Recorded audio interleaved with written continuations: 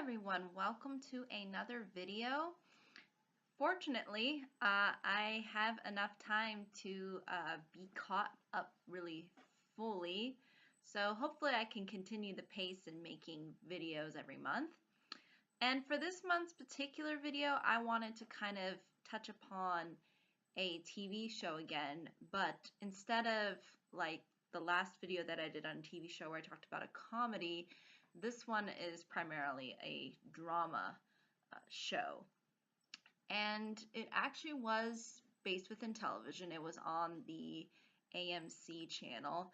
And in case you don't know really the shows that AMC is known for, if you think of Breaking Bad, Walking Dead, and the show that I'm about to talk about today, Mad Men, that's really where their primary hit shows are, at least. And Mad Men was, I think, really the first one to start off, or at least get the ball rolling for AMC as far as producing great television shows. Because at least within the later 2000s, I feel there was a really big kind of vacuum with a lot of television. And there wasn't really a lot of quality to the television, and a lot of it was getting replaced by reality shows and just other things that really weren't about telling good stories and creating interesting characters. A lot of it was just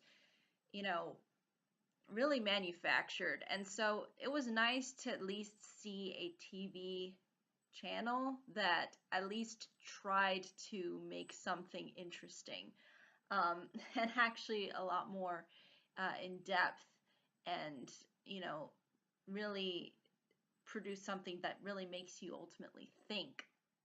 And Mad Men was one of those shows that definitely did that for me when I was able to preview and go through all the seasons.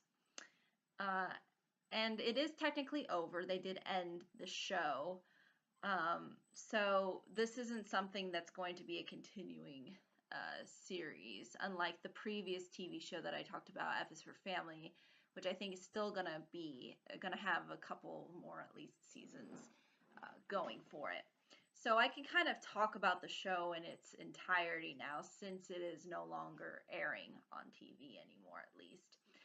But I believe you can still stream it all on Netflix. So if you just go to Netflix, I don't know if Amazon has it. They may or may not. I'm thinking they're more exclusively with Netflix. So, and that's where you can also find a lot of primarily the other AMC shows that are pretty famous, like Breaking Bad and Better Call Saul, and Walking Dead, I think, is probably on there too. So to get to the point of Mad Men, so Mad Men takes place within the 1960s America, New York, Manhattan area. It's really interesting that it takes place within the 1960s, because the 1960s were a very transformative era, at least within America, and really had a lot of different and complicated things going on within that time. There were a lot of assassination attempts, there was a civil rights movement, there was sort of a women's movement even going on as well. There were, we had the Cold War technically as well within that era as well too. So there were just a lot of like crazy things going on. But within that level of craziness, there was a significant level of prosperity as well, because really the 1950s started kind of the foundation to keep the ball rolling for, I guess, the majority, I would say, of the 1960s, where there was a sense of stability for people. People had jobs, people were able to sort of really build up a life for themselves. And a lot of that you sort of see too, the superficiality that comes along with good times, and you also see too how a lot of these characters have these sorts of different backgrounds, and different ways of interpreting things. And the main character in particular, Don Draper, we get to see a lot of uh, as far as a character and what he ultimately kind of um, ends up choosing to do sort of at the end with himself. Um, and there's a lot of different layers and themes that go along with the show as well that are very fascinating, like identity, um, you know, self-fulfillment, happiness. There's just so many different layers and ideas that the show brings out that it's very interesting in how it explores the ideas and the concepts and brings it out within the characters as well. So basically, Don Draper is the main character, and he is he and you will sort of see how he's not really who he says he is, and how his past ultimately ends up catching up with him. And you sort of see too the kind of superficiality of his life, like he's this high-end ad executive, and he's very powerful, um, a complete womanizer. And I'm not exaggerating, like pretty much almost every episode you see him with another woman. It's pretty, even though he lives this like double life kind of with being a married man and everything.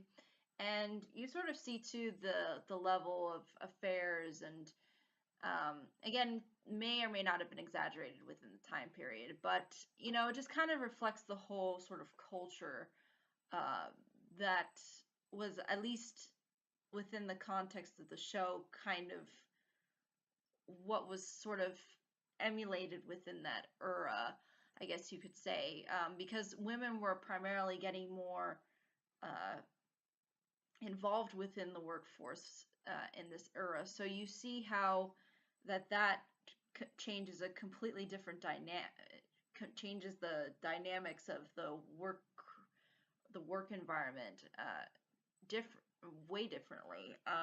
And even in the beginning, you see this with one of the supporting cast characters, who's also technically, you could say, one of the major characters besides Don Draper, and that's Peggy Olson, and how she kind of, as she's transitioning into being in the workforce, the pressures that are kind of placed upon her as she goes through trying to be a secretary and eventually work her way up. So you kind of see how a lot of it not only has to do with the era that they're in, but kind of the sort of subculture, I guess, that's within the era itself too. Because probably, the lifestyle of New York City was probably not the same as some suburb in Texas or out in the out somewhere in the Midwest somewhere. It's definitely, it definitely knows, the show knows not only the era it's in, but like the kind of subculture that was within that era, based upon its location. So you really do get a sense of the, glamour and glitz that are kind of part of advertising. And you sort of see too how Don tries to create this happy sense, or this like fulfilling picture within his mind when he's kind of developing these ads in a way. And you kind of see that throughout the show. And even sometimes they don't come off as happy in a sense, but they come off as sort of depressing, but in a way it sort of expresses his emotional state. And I also found that to be really quite fascinating within the show. Now, I would definitely say I wasn't the biggest fan of Don Draper as a character when he was sort of first introduced. I thought he was very egotistical and arrogant and a very shrewd and, kind of uncaring man for his family, and having these multiple affairs and kind of lying to his wife about not only his affairs but who he is as a person.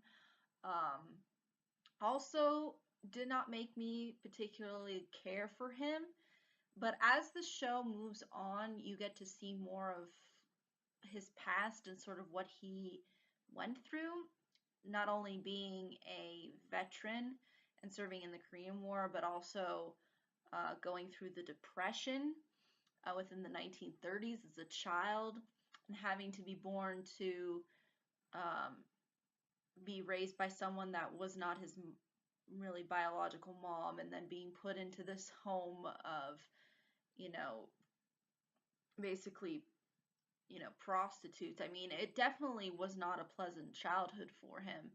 And so I kind of really started to understand like why he has the mentality that he has.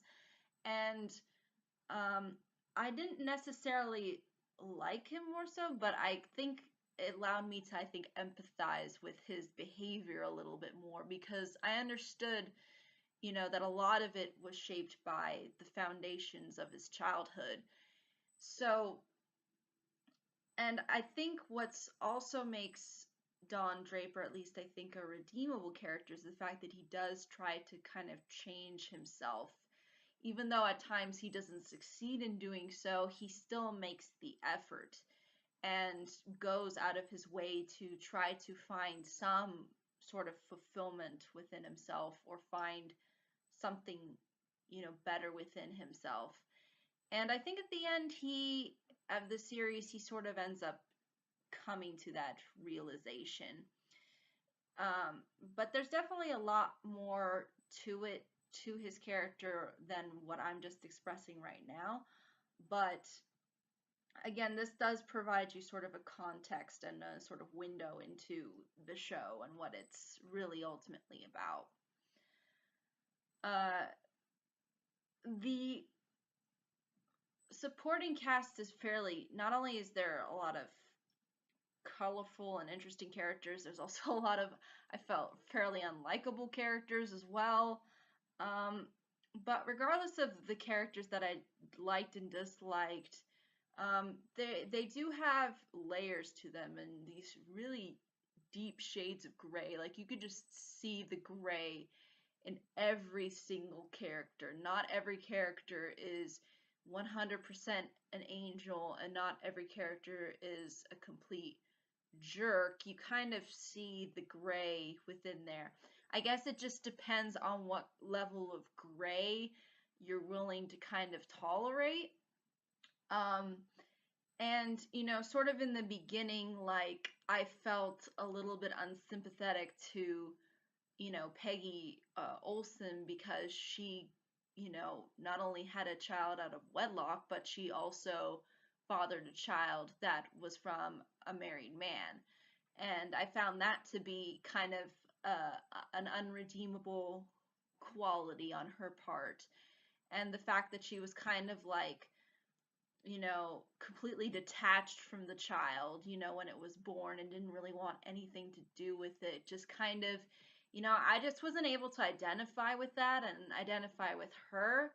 But again, later on within the show, you kind of see her trying to sort of redeem herself in ways by, focusing on her career and trying to be, I think ultimately a better person. And again, it's the same. I think like a lot of these characters, they start off as having a lot of black and baggage to them, and they try to get out of it, and try to be better people.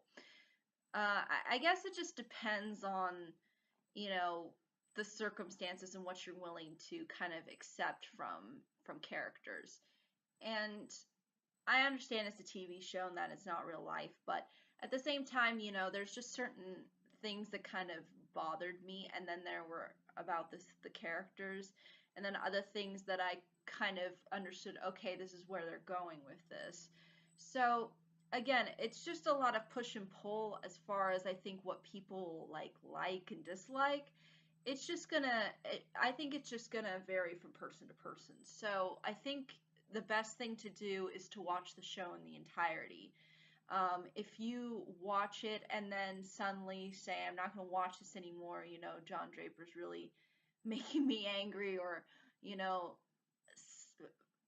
this character's doing something really stupid, and, you know, you'll have those moments within this show, but I think, you know, you only get to really understand the in-depth layers to the characters until you watch the whole series through.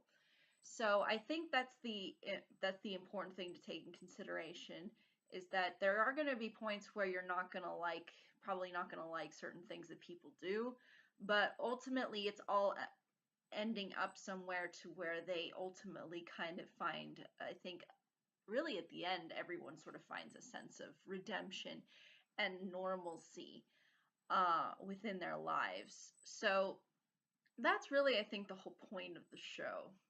And largely, not only does it center around Don Draper, it centers around all of these other characters as well, um, but largely it's really within the work environment. It does touch upon Don's home life with his wife and their children, and the struggles that she has. But I would say predominantly it's mostly within Don's inner circle, as far as the people that he works with and the people he interacts with, and um, the other characters that are within his world, and who interact with him and who interact with everyone that he works with. You know, they're all kind of intermingled in that space, and that's really more so the focus than the side story, which is more so the family end. And I think, again, it would have been nice had they touched upon a little bit more of the family end, and maybe touched a little bit more on suburbia, because that's largely what we know the 1950s and 60s for, is suburbia, not necessarily the city. So again, yeah, it would have been nice to have a little bit more of a balance, but I could understand within the context of the show, you know, it's a big ad agency. It makes sense that it would be in a big city like New York, and that there would be this like kind of, you know, culture and lifestyle portrayed within the show, um, and having that be the focus of the show. Uh, but I think that's really all I can say about it without really giving too much into what exactly ends up happening within the show. Uh, but not only do you get very in-depth characters, but you get characters that do start off kind of in a really crummy spot to begin with, and how they eventually rise to becoming something more than they ever thought they could be. And I think that's really the entire message, more so, of the show, is to show how people can, regardless of their circumstances, you know, and if they do make mistakes along the way, that's just human nature. But at the same time, you know, it's striving for something. It seems like every character was kind of striving for something to get out of a the situation that they were in, and just make a better life for themselves at the end of the day. And there were a lot of mistakes made along the way, but that's sort of, you know, part of life, I would say. And that's kind of, I think, the whole message of the show in and of itself, is the progression of life, and to, you know, live up to your mistakes, and you know, just keep pushing forward, and kind of not looking back so much, but coming to terms with our past as well, which is, again, something that's very important for Don's character, as you'll see throughout the show, because he sort of hides behind his past instead of just embracing the things that happened to him, and trying to make a better life for himself. So it's again, it's this push and pull between the things that sort of happen within the show and within the characters' pasts. And at the end of the day, it makes for great television. Just overall, when you really do get a sense of who these people are and what the era sort of was like, And again, I think gender was a little bit more emphasized within this show because it did take place in the 1960s, and this was a time when women were more so starting to branch out into the workforce. And I liked that the show did not portray all women or all men as bad or good. They did have a significant portion of layers to them, and you sort of you even see that within the home life as well, on how you see that the wife has her own sets of problems and insecurities, and she kind of doesn't treat her kids well at times. And so excuse me, you see the real sense of care that's brought with these characters. So hence, obviously, this is a character driven show. So if you're more into plots, this is probably not going to appeal to you, because a lot of the plots within within these stories and within the episodes are kind of just meant to just be like just random things that kind of come up. Um, like big business deals, and just the interactions and the people's egos bouncing off of each other. Those are kinds of the things that it focuses on. And again, that's highly character motivated and driven. It's not about point A to point B so much. So another important thing to consider when choosing to watch this show is you're getting a character piece. You're not getting a story focused piece. It's largely what the people go through, and not so much about what's going on with the people within the context of the setting. It's more so just these characters trying to, again, find a sense, I think, of ultimately redemption within themselves. And even though they don't really technically go looking for it starting out, but it's it's very impressive as far as the television series is concerned. And since I'm in advertising, I thought it would be interesting to watch. And you do get a sense of what the culture of like advertising is like, and the creative people, and how a lot of the times they're just kind of thinking over things and trying to come up with ideas and things like that. And sort of being put into these like teams and stuff. And those kinds of things were interesting, and I thought lended themselves well to the show. And I liked the creativity that was behind a lot of these ads, which is unfortunately something that's kind of lacking, I think, nowadays within advertisement, is any shred of creativity. So again, a lot of it too is you have to understand is that a lot of things are based upon like the illusion, like presenting things in a way that may seem like that, but it's really not. Making everything grandiose than it really is another thing that's kind of important to understand within the show, and how we kind of dilute ourselves into thinking a certain way, even though that's not really reality. So that's another important aspect, I think, that's also sort of part of the show. But I think, though, that's all I can honestly really say, without, again, giving really too much context into all of the characters.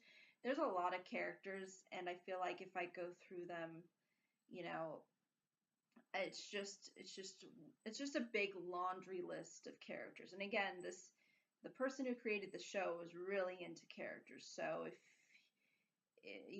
getting into all the nuts and bolts, I think, would be giving way too much away. But talking about Don Draper, I think, showcases a little bit more so into, gives you a preview into the world of what this show is sort of about. And the other character that I mentioned earlier, Peggy Olson, is just one of the examples of the things again, there's aspects to these characters that I like, and then there's things and decisions that these characters make that I don't approve of, and I think are really poorly thought out decisions. But at the end of the day, you sort of see the human element within them and how they try to ultimately improve themselves. And I think that's something that's redeemable, at least. So, uh, again, I think that's all I can really say about everything. I think I've pretty much fleshed out as far as what I could address when it comes to this television show. But if there are any questions, comments, concerns, be more than happy to answer them.